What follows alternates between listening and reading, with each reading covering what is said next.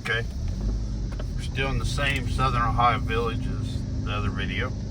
The other video I forgot to mention was of my grandmother's spot and where we lived. Now, just like with anything in the foothills of Appalachia, we're going up another pretty steep hill, then turn up another steep hill, so I can show you where my dad and grandfather, their home spot was. They could actually, my mom and dad and them could all visit each other by cutting across the cuts for the power lines that ran from holler to holler across the top of the hills. This is called Zoar Hill, which is part of Zoar Baptist Church on top. And this cemetery holds a lot. This is my grandfather, while being a master carpenter, also on the side dug graves for this little cemetery. Right up about there where my older brother died before I was born. There's my mom and dad's grave plot. They're still alive, but it's already set up to make it easier for me and my brother. This church has been here forever. It's been updated, but not really changed. As you can see, we came up top of the hill. A little grassy road would cut around the back side of the cemetery, and then that road is there that goes down one of the other little side hollers and comes back out on State Route 243 and Zoar Hill.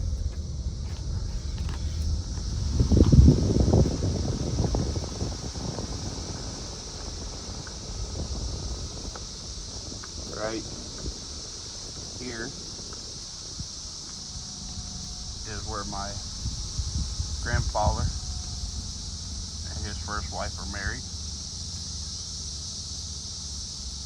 And been here many times with my dad and the family, going to my brothers and stuff. Grave site. This is one of the stream tops of one of the foothills, and as you can see, it just keeps going up. That's where that little gravel road circles around the cemetery.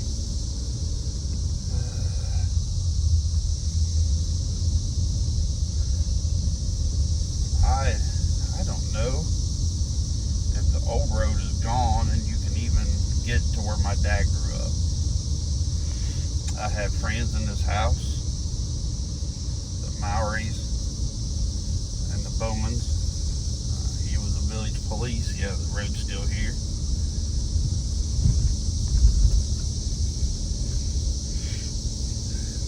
It's kind of still going up. It does. Now, my grandfather, all the property they owned, was kind of stolen from my dad by by his mom, my grandmother. Starts to go down this hill. You know, family screws over family. It just happens. Now, even though this is an SUV, I don't know if I'm brave enough to go down in here anymore. Don't know. The road used to go about another 2 miles, but once you went down this hill here, around the curve, and it got somewhat flat, was where my grandfather's house was. It had a well with an actual hand pump that went into the kitchen. You could hand pump it right into the sink. The road went on out, and there was a family that lived on out there. He owned property on both sides. Like I said, you know, with the power line cuts, this is what you would see, and you could just follow them right out. You know, go holler to holler, walking. I mean, or horseback. You really didn't have ATVs at that, you know, or any all-terrain vehicles, really, unless you had an old military truck, something like that. But they wasn't that good of a road. Sometimes it was done decently, so that you had ability to go up it to put out a forest fire, be a forestry road or a watch road. As you can see, that's how high we are up. That's the hill tops of the Appalachia here in southern Ohio, just below the actual Mason-Dixon line, which isn't anything with the north and south. It was because there were so many arguments over the boundaries that the King of England sent a guy named Mason and a guy named Dixon to plot and survey to make a traditional line of separation between certain areas of the colonies. And you know, that's where it came from. It was named after them, and just never changed because it was a properly done surveyed area. And the United States, even once it got started, was only, you know, the very tip of the East Coast, so they still needed a lot of stuff that was done beforehand. We're coming back out, rolling past the cemetery and starting our decline.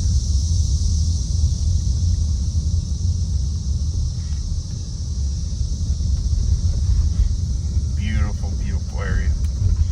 I wish I'd have realized how beautiful the hilltops were as I was growing up. I loved the woods, and getting up on top and the view was just the view off the top, not of them.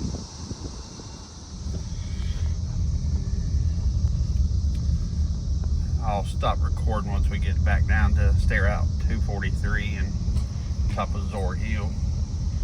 Like I said, this is as you can see, this, man, you come to church in the winter, you better be dedicated. You might be hiking. And this road down here, they fly. I think it's 45 miles an hour, and you will get hit if you don't pull out and pull out quick. Have a good one, guys.